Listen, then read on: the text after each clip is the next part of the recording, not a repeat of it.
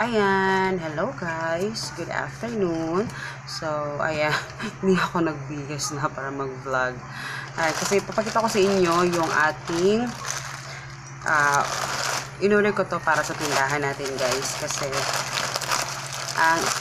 malapit-lapit na kasi yung election at malapit na rin yung Pasko, New Year, diba? So, medyo nag-iingat-ingat lang tayo guys. So, tignan natin. Ito ay in-order ko from Shopee. Shopee ito guys. Shopee ulit. Pero ito naman, hindi naman ito paninda. Pero ito ay gagamitin natin dito. So, tignan natin kung okay. So, medyo nayupi na yung ano. Ito guys is money detector. Ayan siya. Money detector. Ayan. Kasi ganito yun guys. Nung one time kasi, syempre, yung mga customers ko dito, hindi naman puro mga taga-subdivision talaga. Mayroong mga taga-labas. So, may time na may bumili dito ng 1,000. Syempre, duda-duda na kami sa kanya. Meron na kami mga duda-duda, ganyan. So, judgmental lang yung peg. Tapos, ayun, bumili siya dito. Bali, 1,000 yung pera niya. And, yung binili niya is isang kahan ng sigarilyo. Yun yung kanyang binili. And, nung pagbili niya dito guys, as in yung 1,000 talaga niya guys, as in para talaga siyang papel. And then gabi pa noon, medyo madilim dito sa loob. So pagtingin ko, kasi si Papa yung nakatanggap is, yun, pumasok ako kasi nga nagduda ako. So tinignan ko yung 1,000 guys. So pagtingin ko una, as in wala akong nakita mga tao, di ba, dun sa gilid. Pag inano mo sa ano, may tao yon at saka may 1,000 sa gilid. Yun yung kasi, nagka-cashier kasi ako dati sa Jollibee. Kaya, yun yung way ko pag nag-check ako ng ano, kung fake siya or hindi. So, as in, para talaga siyang papel. Sobrang nipis ng 1,000 guys. Hindi yung 1,000 na bago. Yung 1,000 na luma, luma pa. So, talagang sabi ko, peke to. Kasi talagang wala talagang tao. So, ayun. Tapos nagalit yung customer. Anong peke? Ganyan. So, syempre, na ano din ako. Parang na-offend ko din siya. And, ayun, tinignan ko ulit sa maliwanag. Yun, nakita ko na mayroong mga tao na, pero may duda pa rin talaga ako. So, para ano yung duda, binili namin doon sa suki namin sa Coke. So, doon pala, meron silang money detector. So, doon, chinek niya doon. And, thankful naman ako dahil hindi naman talaga fake talaga. So, ayun na, pinush ko na yung pagbili ng money detector kasi importante talaga ito guys. So, tingnan natin. So, konting ano lang yun, konting check lang yun. Tapos nag-search ako sa Shopee. Mura lang pala siya. 132 at ito guys yung price niya. So ayan. Mura lang pala siya and maganda yung review. So ayun, pagbukas ko guys, parang ano siya, amoy sunog, no? Amoy sunog siya tayo. Pero maganda yung review niya. So tingnan natin, hindi naman siguro ano. So ita-try natin tong isaksak. So ayan, saksakan. So try natin. So, wait lang. I-ano ko muna. So, ayan siya guys. Medyo madilim siya, no? Ayan. Sinaksak ko na. Pero, bakit uga-uga to? Ay! Ano ba to? Ba't ganun? Parang hindi siya napasok itong, ano. Mamaya ating ano yan. So, ano muna natin. So, ganyan yung lalabas. So, ito try natin. Wala tayong 1,000 ngayon guys. Dahil nga, binayad na natin lahat. So, meron dito mga 500. So, try nating ilagay. Hindi ko sure. May ano kasi, wait. Ayan. Ano. Parang hindi kasi yung pera.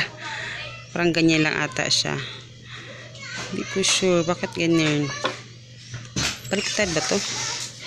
Durante. Ayan.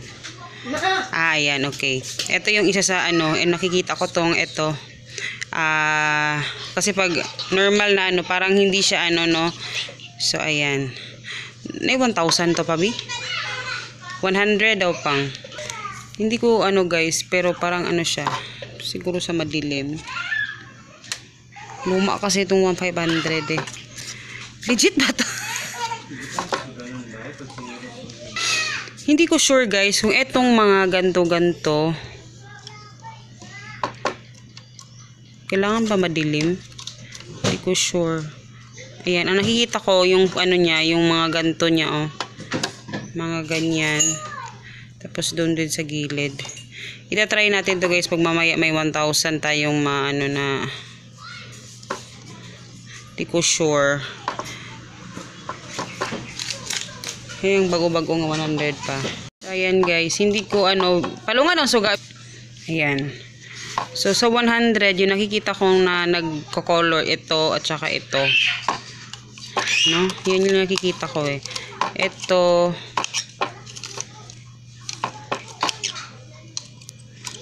Wala akong nakikitang maganda.